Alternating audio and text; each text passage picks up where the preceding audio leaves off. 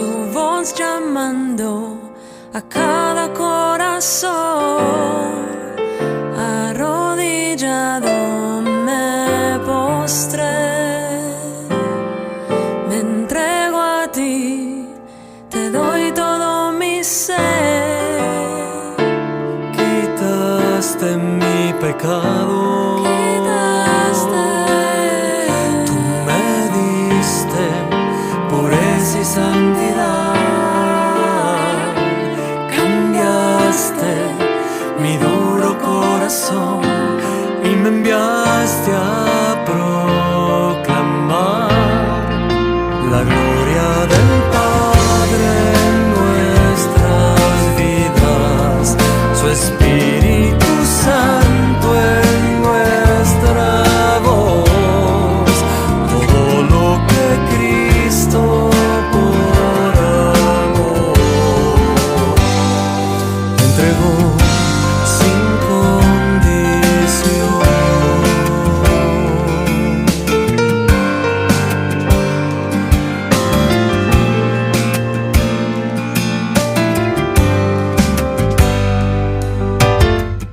Al ver la gloria del Señor, su voz llamando a cada corazón, arrodillado me postré, me entrego a ti, te doy todo mi ser. Quitaste mi pecado, tú me diste pureza y santidad,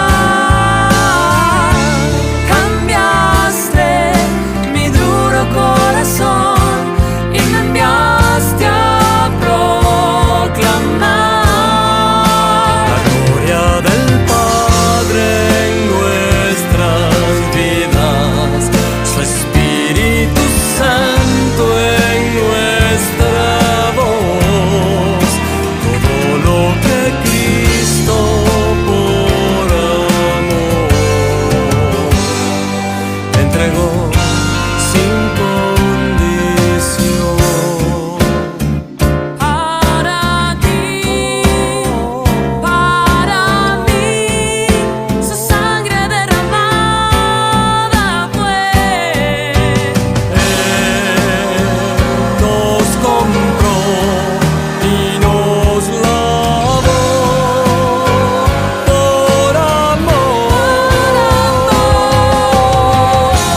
Quitaste mi pecado, tú me diste pureza y santidad,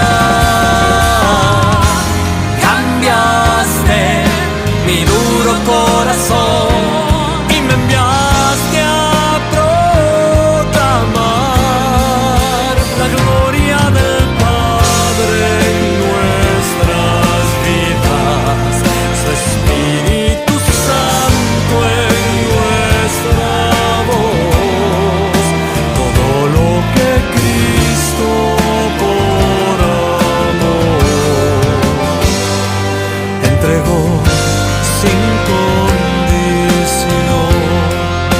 La gloria del Padre en nuestras vidas, su Espíritu Santo en nuestra voz, todo lo que Cristo por amor entregó sin condición.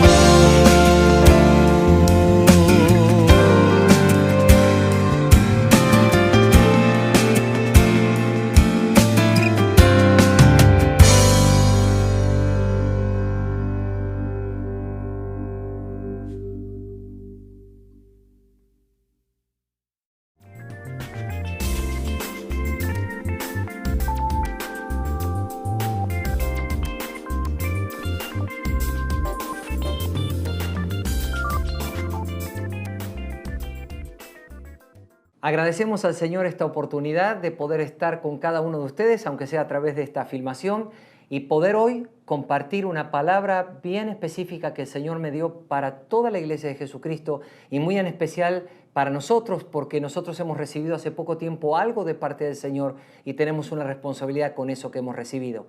Pero vamos a orar al Señor. Vamos a pedir, como siempre, la asistencia del Espíritu Santo, sabiendo que con Él todas las cosas son posibles. Padre, gracias te damos por el día de hoy.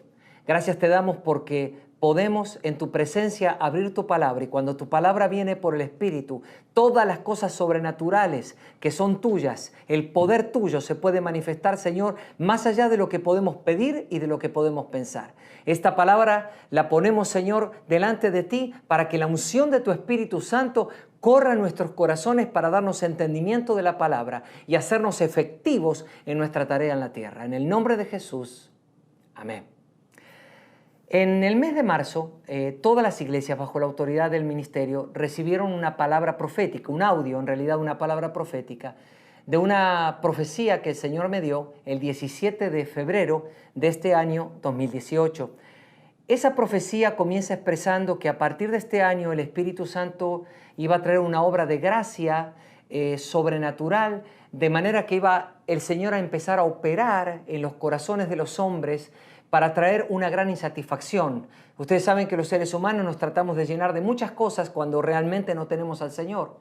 Pero el Señor habló de que va a traer una profunda insatisfacción, donde la gente nunca se va a encontrar satisfecha con nada. Y esto es para producir en el corazón del hombre un profundo quebrantamiento, que eso los pueda llevar al arrepentimiento y eso los pueda llevar a un verdadero encuentro con Jesucristo. Una palabra importante, una palabra a nivel global o a nivel mundial. Es más, parte de la profecía dice de esta manera, leo: y yo haré algo sobrenatural sobre el mundo, sobrenatural sobre la tierra, sobrenatural sobre la vida de los hombres, sobrenatural sobre los corazones de los hombres. Y casi al final de la profecía afirma: un tiempo nuevo empieza, iglesia mía, un tiempo nuevo. Créeme en medio de la oscuridad, créeme en medio de la tiniebla, porque yo haré cosa grande que la estoy anunciando antes que salga a luz.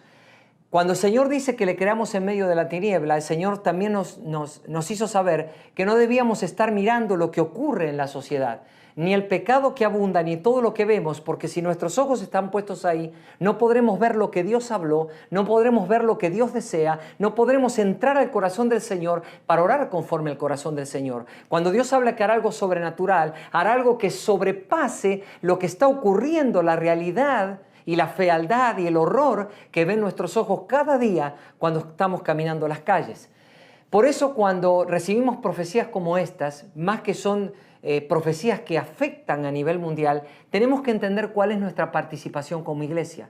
Porque cuando uno ve una profecía o escucha una profecía así y dice, bueno, el Señor dijo que lo va a hacer, uno puede tentarse a decir, bueno, si el Señor lo dijo, Él lo va a hacer y yo simplemente tengo que ser un espectador. Pero realmente en las profecías del Señor la posición de la iglesia no es la de espectador, sí es la de expectativa y la de una tarea real que la iglesia tiene para que la profecía que el Señor habló se lleve al completo cumplimiento.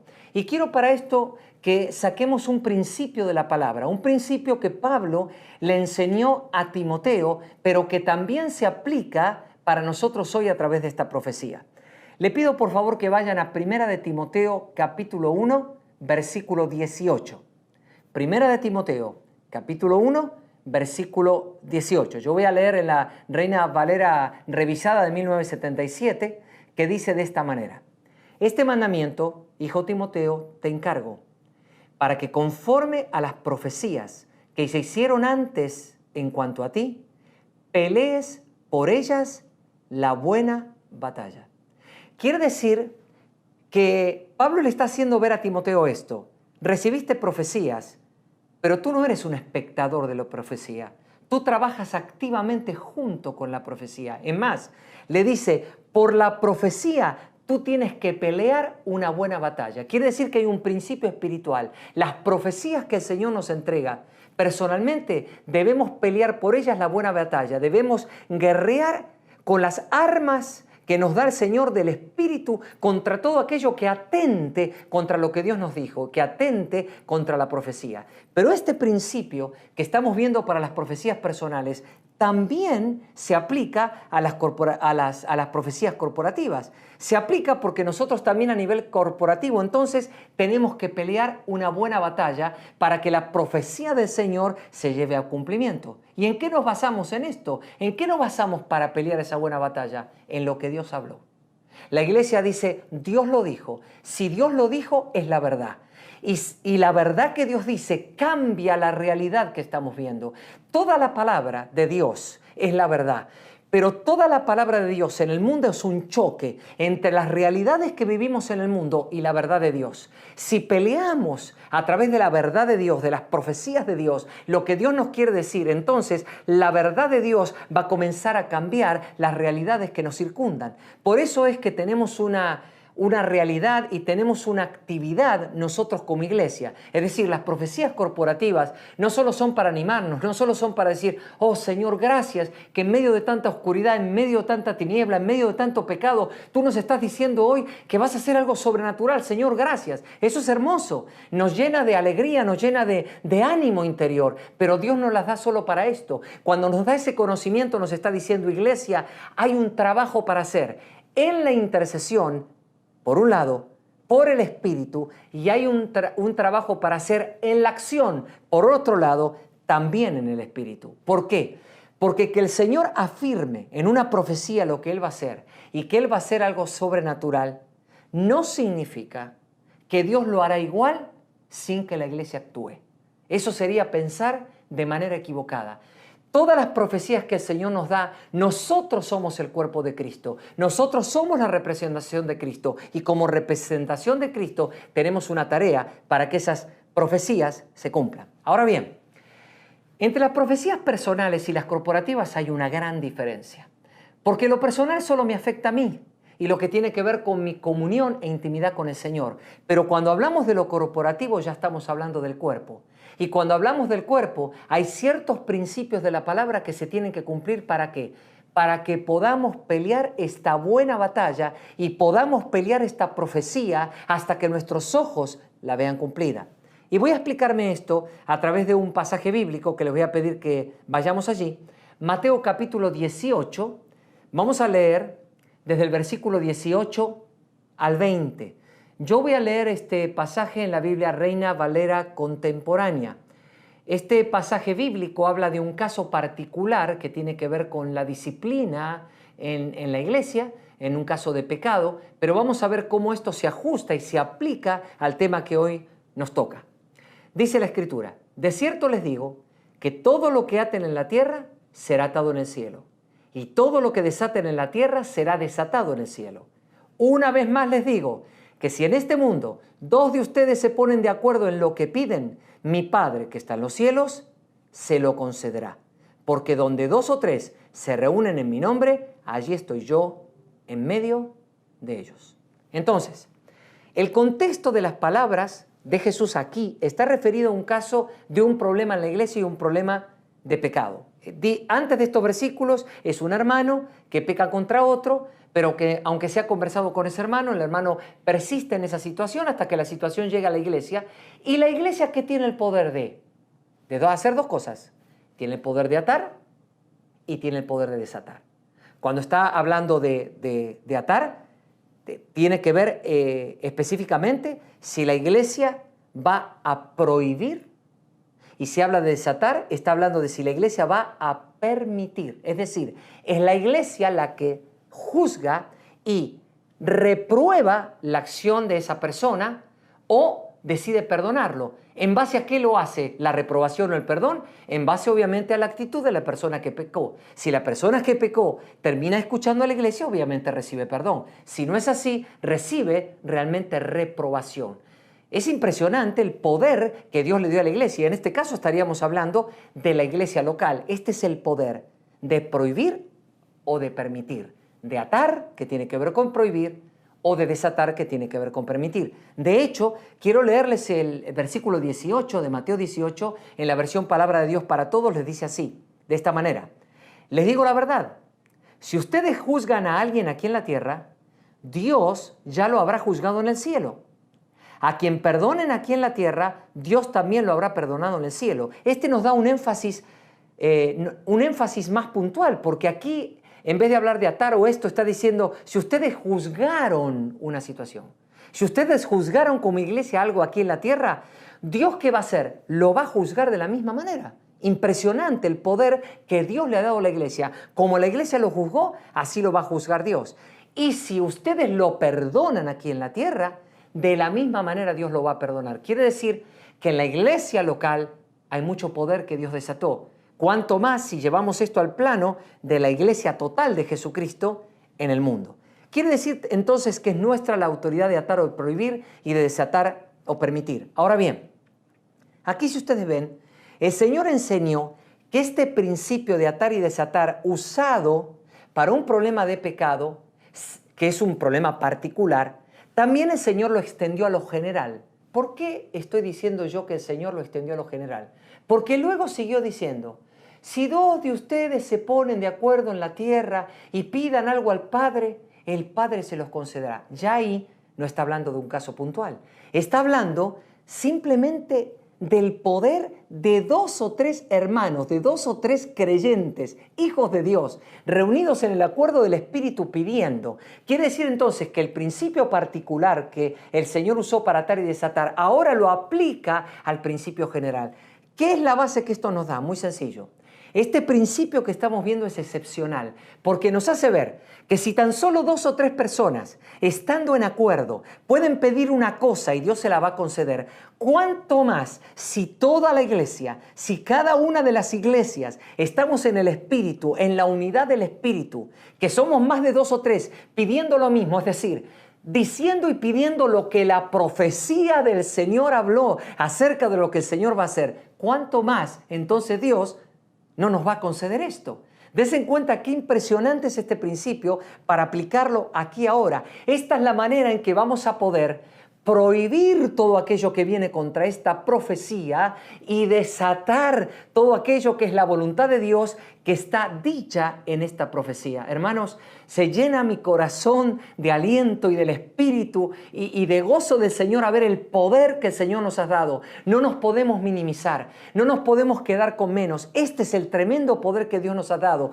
Cuando estamos en el acuerdo, solo 2 o 3 somos muy poderosos. Ni imaginar simplemente esta cantidad de iglesias, que somos un puñado dentro de toda la iglesia de Jesucristo, en la unidad del Espíritu, pidiendo que esta profecía se cumpla, el Señor sin ninguna duda la concederá. Ahora bien, este mismo pasaje nos enseña algo muy particular y vamos a ir al primer punto con base en este principio. Y vamos a ver 3 puntos. El primer punto es este. En este pasaje bíblico estamos viendo algo y es que el acuerdo libera la autoridad y la presencia del Señor. Este es el punto 1. Es el acuerdo en la iglesia que libera la autoridad y la presencia del Señor. El Señor aquí nos mostró que 2 cosas, que tanto su autoridad para atar y desatar, como la presencia del Señor en medio nuestro depende del acuerdo, porque lo dijo para las 2 cosas. Donde 2 o 3 están congregados en mi nombre, allí estoy. Es decir, para atar y desatar tiene que haber la unidad. Y para que el Señor esté en medio de nuestro, tiene que estar la unidad. Quiere decir que el principio del acuerdo es el que libera esta autoridad. Ustedes, como yo, somos testigos de que por muchos años la iglesia ha procurado hacer cambios radicales en el mundo. Justamente con el afán y con el principio de decir 2 o 3 puestos de acuerdo podemos hacer grandes cosas, hacemos eventos masivos y qué bueno por los eventos masivos, que los hacemos en diferentes lugares y muchas veces el eslogan ha sido, bueno, vamos a hacer este evento masivo para poder llegar a esta ciudad, para llegar a este lugar, vamos a orar en las plazas, vamos a orar en los lugares y eso es magnífico, pero a veces no nos damos cuenta que fallamos en el principio del acuerdo. ¿Por qué digo esto? Porque decimos, hoy cuando nos reunamos miles y miles de cristianos, vamos a hacer a un lado nuestras camisetas, vamos a hacer a un lado nuestras diferencias doctrinales y vamos simplemente a estar en acuerdo en algunos puntos especiales de que Cristo es el Señor, cuál es el Evangelio y con esos puntos en acuerdo, entonces nosotros oraremos y recibiremos. Sin embargo, lo que Jesús enseñó en este pasaje no es esto que muchas veces se piensa en la iglesia de Jesucristo. La iglesia cree que es suficiente ponernos de acuerdo. Y si nos ponemos de acuerdo para pedir algo, que nosotros lo vamos a recibir.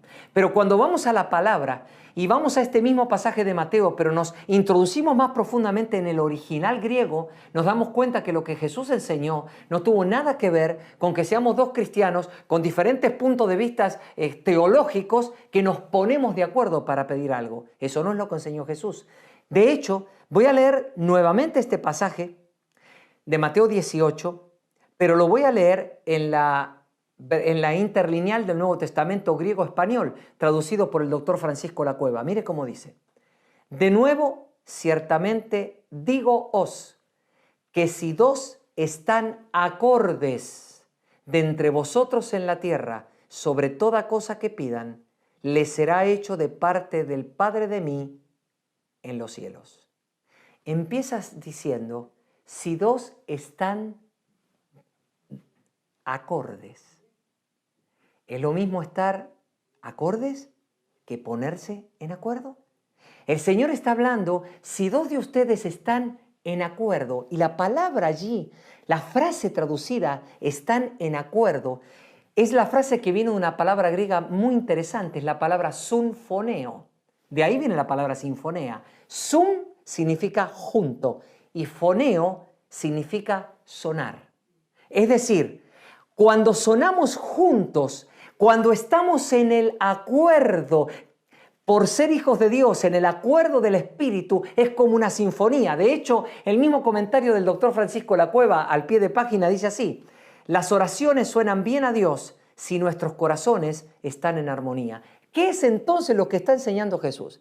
Jesús habló de estar en acuerdo, no de ponerse de acuerdo. Jesús dice, si mi iglesia está en acuerdo, si 2 o 3 de mis hijos están en acuerdo, entonces van a tomar un punto, cualquier punto, que digan, vamos a ponernos de acuerdo por este punto y vamos a pedirlo y lo van a recibir. ¿Pero por qué lo van a recibir? Porque están en acuerdo.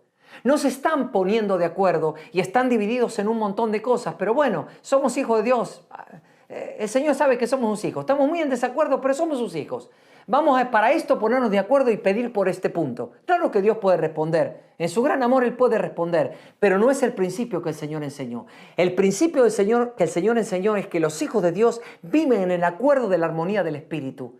¿Quién más puede dar ese acuerdo? ¿Quién más puede producir esa unidad? Solamente el Espíritu Santo. Cuando vivimos en la unidad propia que es del Espíritu Santo, nuestra posición es una sola: ser solícitos en guardar esa unidad que ya el Espíritu nos dio. Y si estamos en ese acuerdo, entonces podemos tomar algo particular y pedirlo y se nos dará. ¿Cuál es entonces nuestra responsabilidad en esta profecía? Tenemos que pelear una buena batalla, por supuesto. ¿Cómo la vamos a pelear? Primeramente, en una función muy clara. Cada una de las iglesias locales que está escuchando este mensaje este día tiene que estar en el acuerdo del Espíritu. Si hay rivalidades, si hay divisiones, si hay contiendas, si hay diferentes formas de pensar acerca de Dios, de las doctrinas de Dios y de las cosas de Dios, realmente todavía a nuestra unidad le falta. Y cuando le falta esa unidad, también nos va a faltar poder para poder en ese acuerdo pedir conforme a la profecía. Porque ¿cuál es nuestra tarea como intercesores? En la parte de intercesión es orar la profecía así como Dios la dio, basados en la profecía, como Dios los guíe, con ayuno, sin ayuno, en días especiales, en casa, luego juntos en la iglesia, pero de tal manera que nosotros estemos orando en el acuerdo del Espíritu por lo que Dios dijo. ¿Cuál es nuestra tarea en la acción?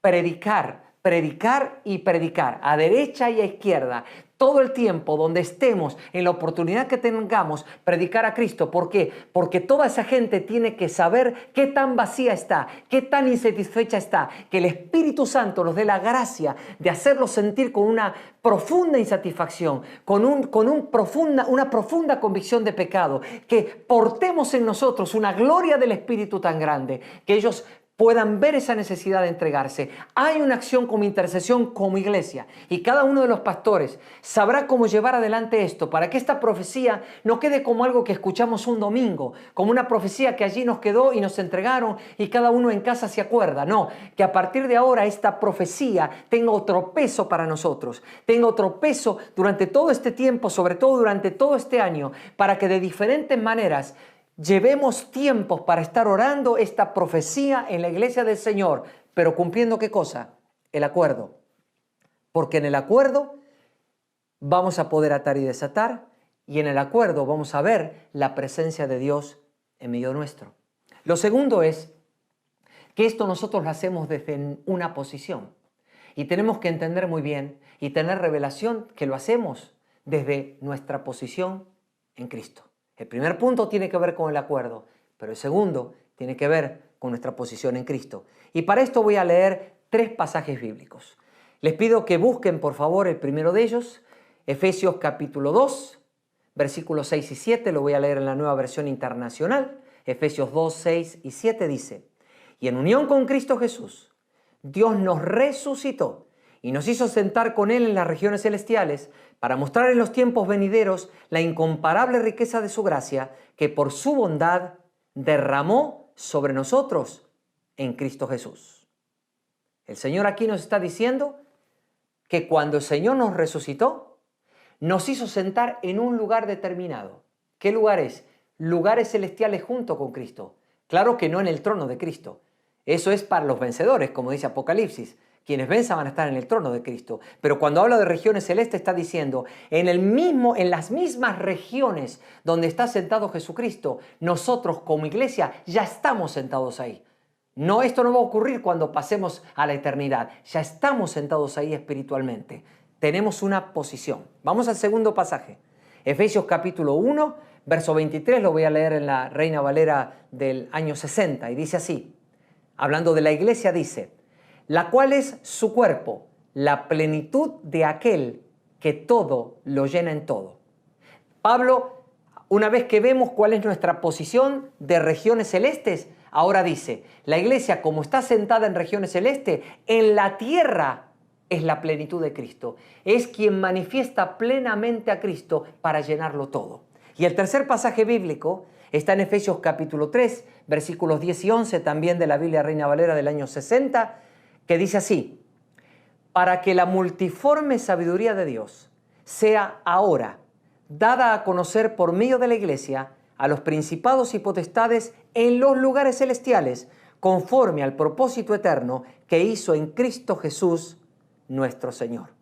Estos 3 pasajes confirman varias cosas impresionantes. Primero, nuestro lugar, sentado en lugares celestiales junto con Cristo. Segundo, nuestra condición, no solo de llenos, sino de que nosotros que representamos a Cristo estamos plenos de Cristo. Es más, nosotros somos quienes mostramos la plenitud de Cristo. Y el apóstol Pablo agrega algo más poderoso todavía, porque dice con toda claridad el apóstol Pablo en este pasaje de Efesios 3, que a partir de ahí, la iglesia es la que le da a los principados y potestades a conocer ¿qué cosa? Las variadas formas de la sabiduría de Dios.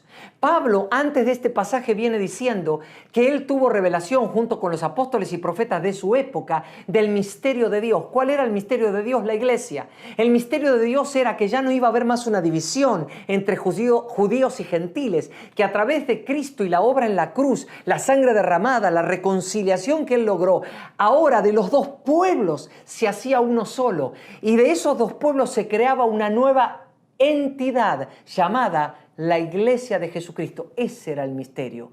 ¿Y qué está diciendo Pablo cuando dice ahora? Él está diciendo, en este momento, ahora, desde que vino la revelación, que judíos y gentiles somos todos partes de la misma entidad que es la iglesia, a partir de ahora, los principados y potestades van a escuchar y van a ver a Dios y van a conocer las diferentes formas de la sabiduría de Dios a través de la iglesia. Es decir, no está diciendo Dios se va a manifestar simplemente a sí mismo, está diciendo no. A partir de que la iglesia nació, a partir de que fue revelada, todas las formas de la sabiduría de Dios en toda su variedad. ¿A quién tienen que escuchar los principados y potestades? ¿A quién tienen que ver para ver la sabiduría de Dios? A la iglesia. Esto es impresionante. En nuestra cabeza esto no puede caber. No hay forma que nuestra cabeza pueda entender lo que el Señor está diciendo. Pero sí hay una cosa. Nosotros podemos recibir lo que Dios dijo. Y podemos saber claramente que cuando nosotros estemos intercediendo y estemos trabajando para el cumplimiento de la profecía que Dios nos dio, nosotros lo estamos haciendo desde la posición que Cristo nos dio. Lo estamos haciendo porque somos la plenitud de Cristo. Y lo estamos haciendo porque los principados y las potestades tienen que escuchar a la iglesia para escuchar la sabiduría de Dios y saber que lo que Dios dijo es lo que se va a cumplir. Sobre todo los principados y potestades que vienen contra Dios. Por eso nosotros, si oramos de esta manera, vamos a producir en los cielos una gran batalla espiritual cual nunca antes. Y cuando eso ocurre, entienda esto, lo que se empieza a ver en la tierra es un caos peor. ¿Por qué? Porque el diablo desespera por tratar de lograr que lo que Dios dijo no se cumpla. Hermanos, levantemos nuestra mirada a lo que somos y tenemos en Cristo Jesús, a la grandeza que Él nos ha dado, de manera que nosotros podamos ministrar al Señor y podamos orar desde esta perspectiva, desde esta posición y desde esta autoridad. Un segundo punto extraordinario, milagroso, inentendible para la mente humana, pero Dios dice que así es y esto es lo que somos. ¿Y qué decimos como iglesia? Amén, Señor, esto es lo que somos. Tercer punto y último punto. Una vez que tenemos claro el acuerdo que tiene que ver con la unidad del Espíritu, el acuerdo que el Espíritu produce, no el ponernos de acuerdo, sino el que Él produce. Lo segundo que tenemos de acuerdo es nuestra posición. Sabemos quiénes somos y qué tenemos en Cristo. Y lo tercero es que cuando esto ocurre, entonces, ¿a qué estamos llamados? Estamos llamados a levantar la vara de autoridad de Jesucristo en la tierra. Y para esto vi un pasaje del Antiguo Testamento porque es muy gráfico para entender cómo levantar esa vara de autoridad. Vamos a ir a Éxodo capítulo 4, versículos 1 a 4. Yo lo voy a leer en la Nueva Versión Internacional. Dice así. Voy a leer desde el versículo 2, que dice: ¿Qué tienes en la mano?, preguntó el Señor. Una vara, respondió Moisés. Déjala caer al suelo, ordenó el Señor. Moisés la dejó caer al suelo y la vara se convirtió en una serpiente. Moisés trató de huir de ella, pero el Señor le mandó que la agarrara por la cola. En cuanto Moisés agarró la serpiente, ésta se convirtió en una vara en sus propias manos. Es una figura bien gráfica lo que pasó con la vara que tenía de pastor Moisés y la autoridad que Dios quería darle. Cuando Dios llamó a Moisés para que lo sacara de Egipto, ustedes saben que él siempre dijo: no soy el indicado, esto no va a funcionar, Señor, yo no soy la persona correcta. Entonces el Señor, para mostrarle la autoridad que él tenía pensado concederle, le dice: toma esa vara de pastor porque la voy a transformar en mi vara. Hasta ahora era la vara de un simple pastor de ovejas. Ahora la voy a transformar en mi vara. ¿Y qué le dijo el Señor? Tírala. ¿Y en qué se convirtió? En culebra. Es importante la figura que Dios usa. No la transformó en un león, en un tigre. No. La transformó en una culebra. Y esto tiene mucho que ver con la autoridad. La transformó en una culebra. De pronto, ¿qué pasó entonces con Moisés? Cuando él ve la culebra, ¿qué trata de hacer Moisés? Huir de esa culebra. ¿Por qué? Porque le tenía miedo. ¿Qué le estaba mostrando el Señor a Moisés en esta figura? Moisés, tu problema es que estás tratando de huir a la autoridad que yo te quiero dar. Le tienes pavor, le tienes miedo a la autoridad que yo te quiero conceder. Es decir, usa esta figura de una culebra para mostrarle el Señor que Moisés le tenía tanto miedo a la autoridad que Dios le quería conceder, como el mismo miedo que le tenía una culebra venenosa. El mismo miedo. Por eso Dios utiliza una culebra para hacerle ver a Moisés: ese es el temor que tú tienes dentro. Tienes temor de usar algo que yo voy a hacer sobre tu vida y algo que te voy a conceder. Y es más, cuando ustedes leen en Éxodo 7:1, es tan grande esto, tan grande, que el Señor le dice a Moisés: toma en cuenta que te pongo por Dios ante el faraón. Es decir, Dios le estaba diciendo a Moisés: la autoridad que yo te quiero dar es de tal magnitud que tú serás como si, cuando tú hables, será como si yo mismo le hablara a Faraón y todo lo que tú digas se va a cumplir. Esa era la autoridad que Dios le quería conceder. ¿Qué tiene que ver todo esto con nosotros? Mucho. En primer lugar, al igual que le ocurrió a Moisés, que le tenía miedo a la autoridad que Dios le quería conceder, le ha ocurrido a la iglesia. Y recordemos que la iglesia no es algo que Dios nos va a conceder. A la iglesia Dios ya nos dio su autoridad, pero por mucho tiempo la iglesia ha tenido temor de usar la autoridad que Dios le concedió y también ha tratado de usarla sin respetar el primer principio que aprendimos hoy, el principio del acuerdo. Se ha juntado en eventos masivos y dijimos, tenemos autoridad, y nos envalentonamos en la autoridad y vamos a usarla, pero nos olvidamos que esto no es de envalentonarse, que esto tiene que respetar principios, y el principio de la unidad del espíritu, de la unidad del acuerdo, es importante para usarla. Quiere decir entonces que por muchas cosas y por mucho tiempo la gran mayoría de los creyentes hemos sido espectadores. Es más, la gran mayoría de creyentes, aún en las cosas más sencillas, aún para sanidades, milagros y liberaciones, hemos dependido más de los ministerios o de alguno de los 5 ministerios, y esto se debiera ver más en todo el cuerpo de Cristo. ¿Por qué? Porque Dios nos ha dado autoridad a todos los hijos de Dios. Lo que Dios nos dio no es exclusivo de algunas personas o de algunos ungidos en especial, sino de todos. Así que tenemos que quitar el miedo. Así como Moisés le tenía miedo a esa autoridad como una culebra, nosotros no tenemos que ver la autoridad así de Dios de esa manera. La tenemos que ver como un gran depósito, algo grandioso que Dios nos entregó para saber, Señor, no quiero estar siempre justificándome, es que todavía estoy un poco inmaduro, es que todavía soy un poco carnal, es que todavía me falta. Eso siempre va a ocurrir. Siempre vamos hacia más, siempre vamos hacia la perfección, pero eso no nos quita la autoridad que Dios nos delegó. Por lo tanto, tenemos que usarla sabiendo que estamos en paz con Dios, que estamos en unidad con nuestros hermanos, que vivimos en un mismo pensar, en un mismo sentir, en una misma mente, es decir, en un mismo espíritu. Esto es lo que debemos hacer. Vamos a un próximo pasaje de la Escritura.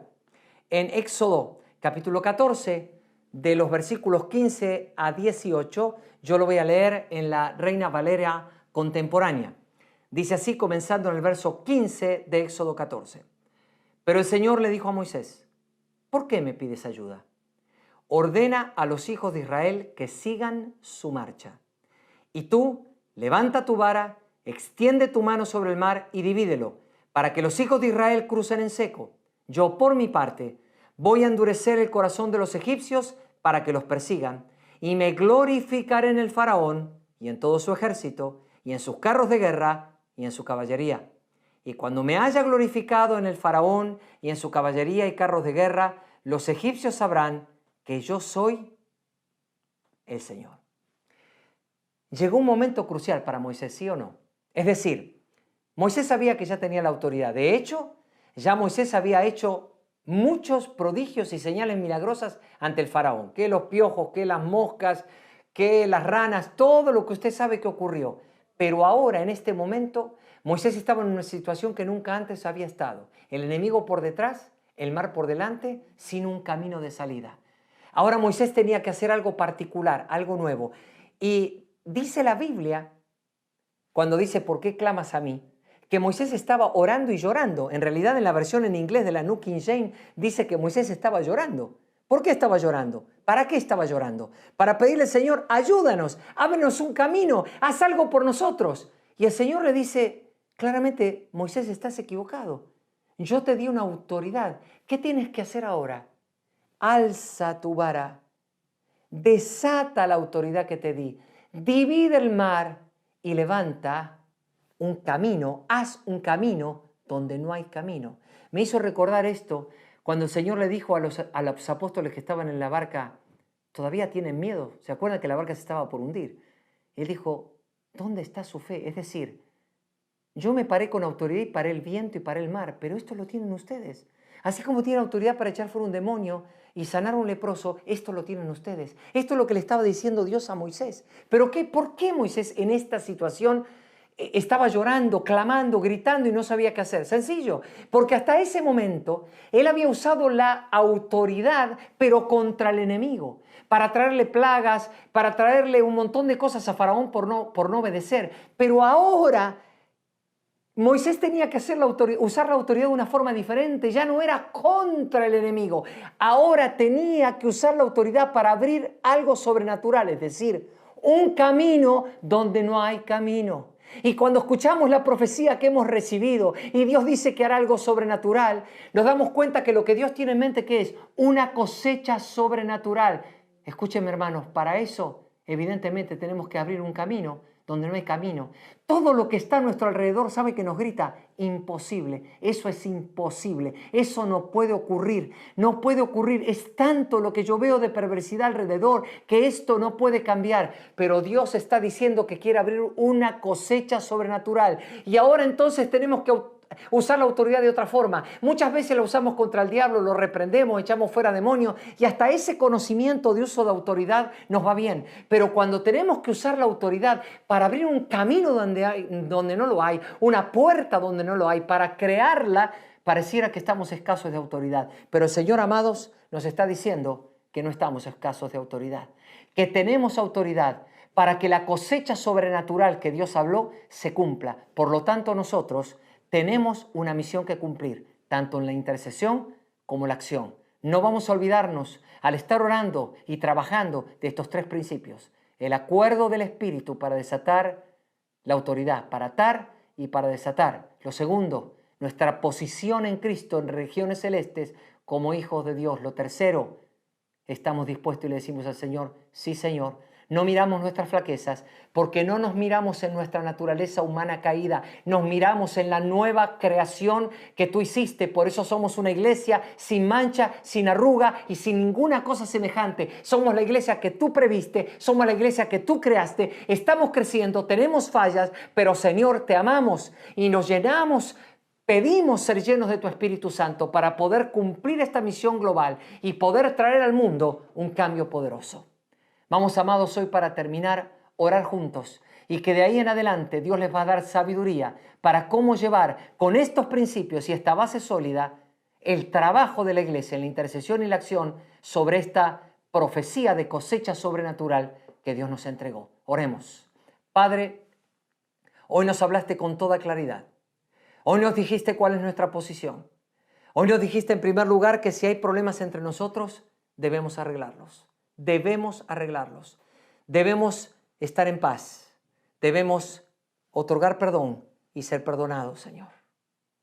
Debemos también, Señor, caminar en la unidad del Espíritu, tener un mismo sentimiento, un mismo pensamiento y una misma opinión. Señor, en el nombre de Jesús, cada iglesia local, cada pastor, cada persona que está escuchando este mensaje del Espíritu, vuelve a ti de todo corazón. Nos arrepentimos como iglesia de no haber usado tu autoridad y de cuando la usamos haberla usado mal, sin respetar tus principios de acuerdo y de autoridad. Nos humillamos y decimos, Señor, ahora nos levantamos, nos ponemos en nuestra posición y desde esa posición nosotros vamos a pelear la buena batalla con base en la profecía que nos diste. Esta y otras profecías similares que tú trajiste sobre la tierra para que la iglesia la lleve a buen término.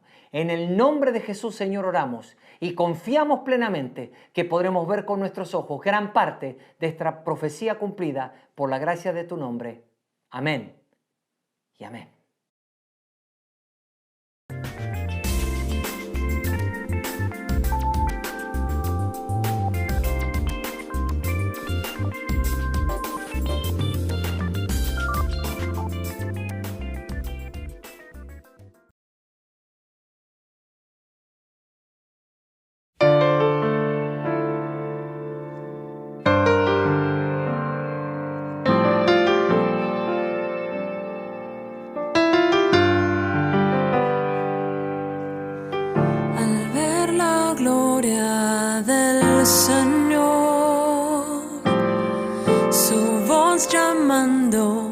A cada corazón